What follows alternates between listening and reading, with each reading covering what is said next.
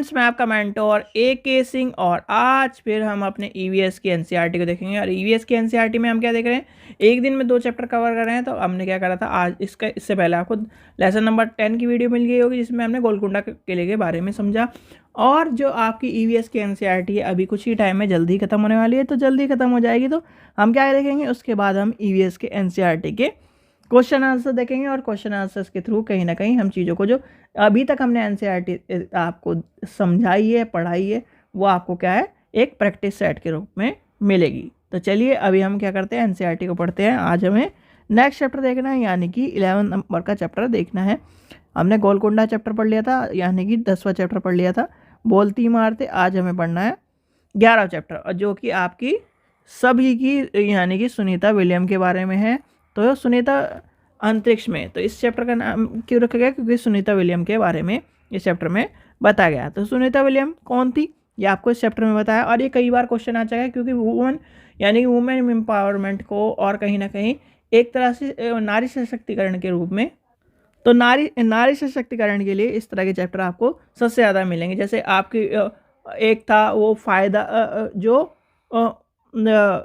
वो कमांडेंट वाली जो चैप्टर आपको मैंने पढ़ाया था, वो भी इम्पोर्टेंट है। तो इस तरह के चैप्टर आपको पता होना चाहिए।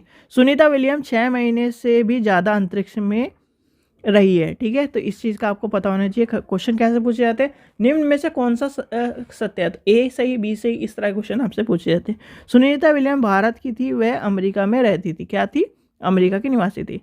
पृथ्वी को नीला ग्रह कहा जाता है, तो ये आपको स्टेट टेट में कई बार पूछा गया है question.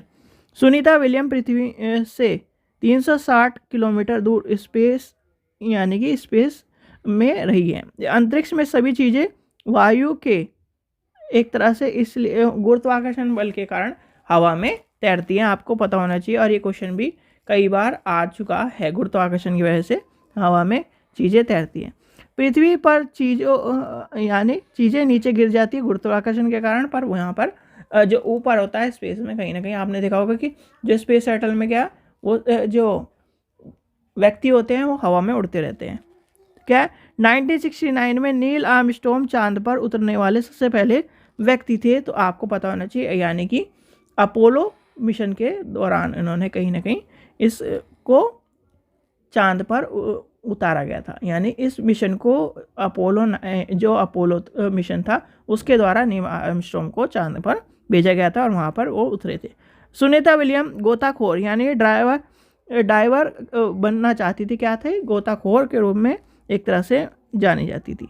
Sunita William helicopter pilot थी, याद रखना किसके क्या थी, वो हेलीकॉप्टर पायलट के रूप में जानी जाती है। तो ये कहीं ना कहीं आपका जो चैप्टर है ये मोस्ट इम्पॉर्टेंट है। और मोस्ट इम्पॉर्टेंट इसलिए क्योंकि CTET में 2 चीज़ इम्पॉर्टेंट होती है, एक तो भेदभाव मुक्त वातावरण, और दूसरा क्या है, जो गर्ल्स को एक तरह से वुमेन एम्पावरमेंट को जो प्रमोट करे। तो ये चीज़ आपको पता होना चाहिए। चलिए, आशा करता हूँ आपको वीडियो पसंद आई तो लाइक करें, चैनल को सब्सक्राइब करें, वीडियो को ज़्यादा से शेयर करें। Thank you.